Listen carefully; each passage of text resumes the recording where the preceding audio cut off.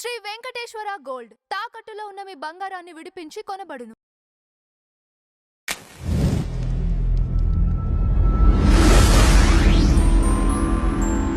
నమస్తే అండి, welcome to tree media.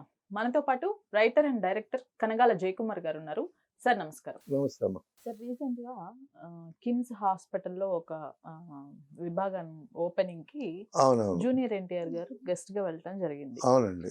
అక్కడ ఆయన ఎంటర్ అవ్వటం దగ్గర నుంచి మళ్ళీ తిరిగి వచ్చే వరకు వచ్చేంత అభిమానుల తాకిడి అసలు మామూలుగా లేదు. అవునవును పైపెచ్చు సీఎం సీఎం అంటూ నినాదాలు చేయటం, అవునవును అలానే ఆయన స్పీచ్ కూడా కన్నడలో ఇచ్చారు, చాలా బాగా చెప్పారు అని అవునవును విన్నాము. అవునవును. మీ దగ్గర ఉన్న సమాచారం ఇప్పుడు ఆయన జూనియర్ ఎన్టీఆర్ చాలా అద్భుతమైనటువంటి నటుడు అండి, మామూలు నటుడు కాదు. సో ఆయన సక్సెస్లు ఫెయిల్యూర్స్ ఎట్లా ఉన్నా సరే త్రిబుల్ ఆర్తో చాలా అద్భుతమైనటువంటి హైప్ వచ్చింది ఆయనకి. దానికి ఆస్కార్ అవార్డు రావడం, తర్వాత నాటు నాటు పాటకి ఆయన చేసినటువంటి స్టెప్స్ కానీ డాన్స్ కానీ. తర్వాత నేను ఒకసారి చూశానండి షూటింగ్కి వెళ్ళి జూనియర్ ఎన్టీఆర్ని.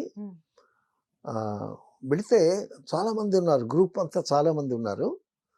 గ్రూపు డాన్స్ చేస్తున్నారు. డాన్స్ మాస్టర్ ఏమో ఈయన చేయాల్సిన మూమెంట్ చేసి చూపించాడు. ఓకే, డాన్స్ మాస్టరు హీరోయిన్ వాళ్ళిద్దరూ మూమెంట్ చేశారు. జూనియర్ ఎన్టీఆర్ కూర్చొని చూశాడంతే. సరే టేక్ అన్నాడు వచ్చి. ఏంటి ఒక రిహార్సల్ కూడా చేయకుండా టేక్ అంటున్నాడు అనుకున్నాం మేము. అనేసరికి చేశాడండి, సింగిల్ టేక్ ఓకే. అసలు కట్ ఓకే అని చప్పట్లు కొట్టాడు డాన్స్ మాస్టర్. చప్పట్లు కొట్టేసరికి అందరు చప్పట్లు కొట్టారు. సో అంత గ్రాస్పింగ్. అంత గ్రాస్పింగ్ ఏంటంటే వాళ్ళ మదరు డాన్స్ నేర్పించటం, అదొకటి అడ్వాంటేజ్ ఉంది ఆయనకి. తర్వాత ఎంత డాన్స్ వచ్చినా సరే ఆ మూమెంట్ గ్రాస్ప్ చేయాలి కదా, ఆ గ్రాస్పింగ్ పవర్ కూడా ఎక్కువ. తర్వాత అందగాడు రామారావు గారు అంత హైట్ లేకపోయినా అచ్చం ఆ పోలికలు అలా ఉన్నాయి. సో తర్వాత మీరు చూసారు లేదో పౌరాణిక సినిమాలు కూడా ఎన్టీ రామారావు గారు అనర్గళంగా డైలాగ్ ఎట్లా చెప్తాడు అలాగే చెప్తాడు. అంత అద్భుతమైనటువంటి. తర్వాత అందరూ డైలాగ్ చెప్తారండి, డైలాగ్ ఈజీ ఉంటుంది. ఆచార్యదేవ ఏమంటివి ఏమంటివి అని రామారావు గారు ఎట్లా చెప్తాడో మరి ఆ స్టైల్ పట్టుకున్నాడో ఏమో, అంత ఈజీ త్రో డైలాగ్ అంత బాగా త్రో చేస్తాడు. మరి అతనికి ఫ్యాన్స్ లేకుండా ఎందుకు ఉంటారండి? ఎంతమంది ఫ్యాన్స్ ఉన్నారు. తర్వాత తమిళ్ మాట్లాడతాడు, తెలుగు మాట్లాడతాడు, ఇంగ్లీష్ మాట్లాడతాడు, కన్నడ కూడా మాట్లాడతాడు. సో బెంగళూరులో ఆ హోటలు తర్వాత తను అసలు ముందు ఒక విషయం చెప్పాడు. ఏంటంటే ఫంక్షన్స్కి వస్తారు ఫ్యాన్స్, కానీ జాగ్రత్తగా ఇంటికి వెళ్ళండి, ఎందుకంటే మీరు నన్ను చూసి ఫంక్షన్ ఎంజాయ్ చేసి ఏదో అత్యుత్సాహంగా ఏదో వెళుతూ ఉంటారు, చీకటి పడిపోద్ది. So any time any accident may occur, కాబట్టి take care of yourself అని చెప్తూ ఉంటాడు. తర్వాత మా ఫాదరు యాక్సిడెంట్లో చనిపోయాడు, నాకు యాక్సిడెంట్ అయింది. ఒక క్యాంపెయిన్, ఎలక్షన్ క్యాంపెయిన్కి వెళ్ళి తిరిగి వస్తుండేటప్పుడు ఒక టర్నింగ్లో ఆ మలుపు తిరిగేటప్పుడు యాక్సిడెంట్ అయిందట. యాక్సిడెంట్ అయింది, బాగా దెబ్బలు తగిలాయి. అప్పుడు నన్ను ఇద్దరు రక్షించారు అని చెప్పాడు.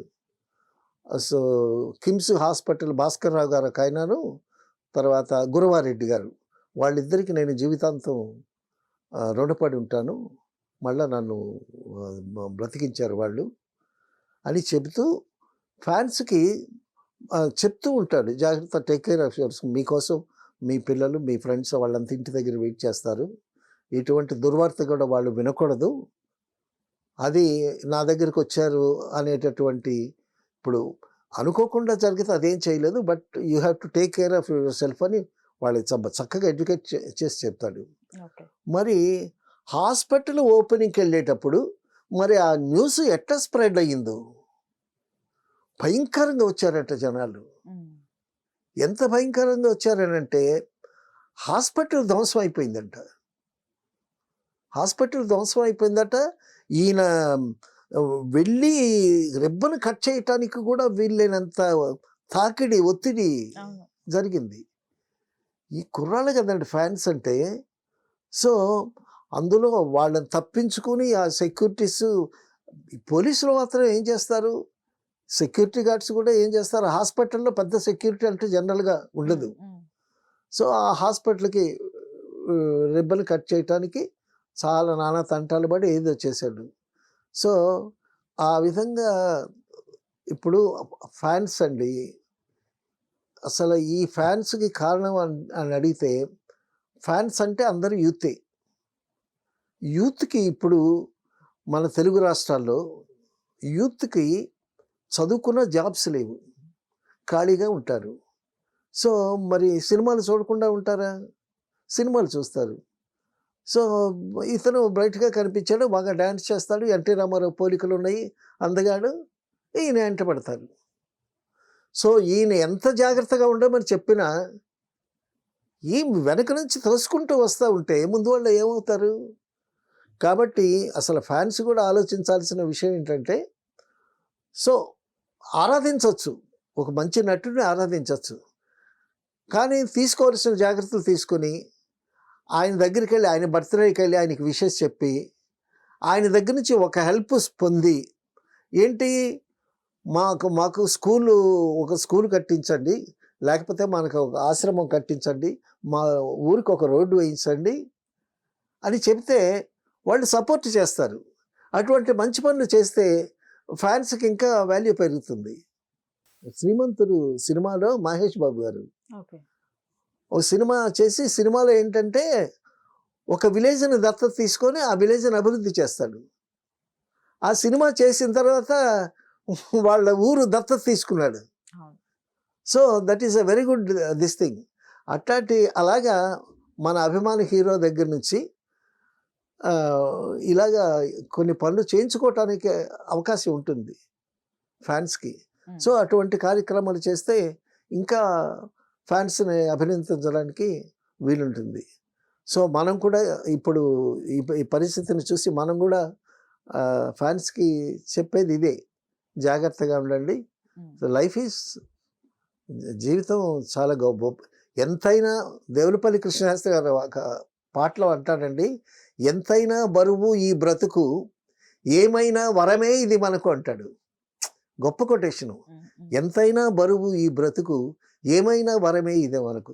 ఈ జీవితంలో మనం ఎంజాయ్ చేయాలి, కానీ కష్టాలు నష్టాలు ఉంటాయి. బట్ కష్టపడ్డ తర్వాత, ఒక సుఖం వచ్చిన తర్వాత అప్పుడు తెలుస్తుంది. మళ్ళీ అన్నీ సుఖాలే ఉంటే సుఖం విలువ తెలీదు. కష్టపడ్డ తర్వాత సుఖం వస్తేనే దాని వాల్యూ తెలుస్తుంది. కాబట్టి ఈ మనకు వరప్రసాదమైనటువంటి జీవితాన్ని కష్టమైన నష్టమైన బాగా ఎంజాయ్ చేస్తూ, బాగా చదువుకుంటూ, మంచి ఉద్యోగం చేస్తూ, మంచి పనులు చేస్తూ, సో చక్కగా ఒక మంచి జీవితాన్ని అనుభవించమని, ఎంతైనా బరువు ఈ బ్రతుకు, ఏమైనా వరమే ఇది మనకు. Right. Thank you. Thank you.